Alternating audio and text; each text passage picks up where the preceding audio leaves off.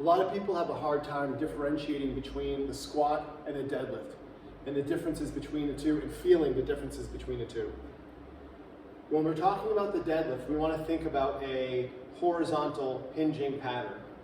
So if we get set up to our implement or we're going into a hinge without using any weight, I want to feel like my hips or my back pockets are going to the wall behind me, or I'm aiming for 9 o'clock.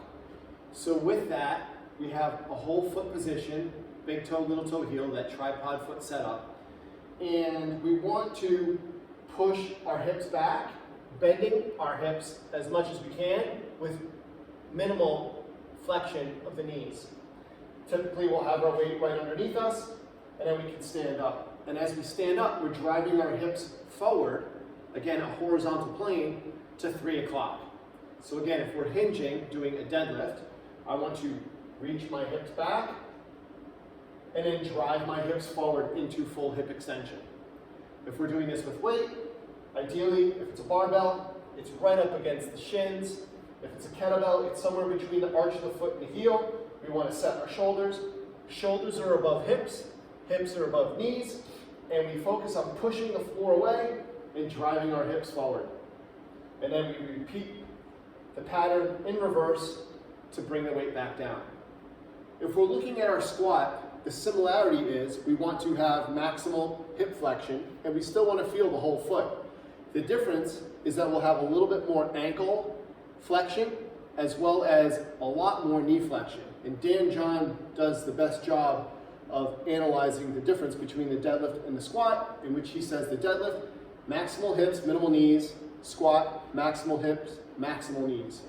The difference between the squat is that now we're going to find a torso position that's fairly parallel to the lower leg shin position.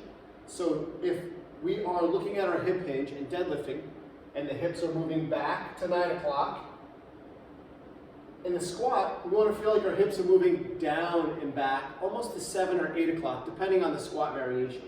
So I'm pulling my hips down into my heels, and now I've got a torso position that's almost parallel to my lower leg shin position.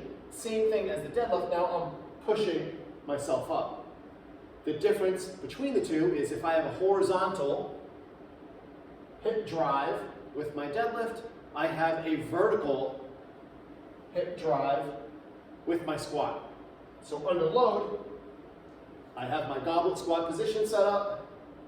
I'm going to pull my hips into my heels, find the bottom position, and exhale as I come up to the top. Those are the main differences. Now, there's some mechanical differences that happen. When we deadlift, we're getting more of an internal rotation between the femur and the hip sockets, and in the squat, we're getting more of an external rotation, and that comes down to counter nutation and nutation of the pelvis.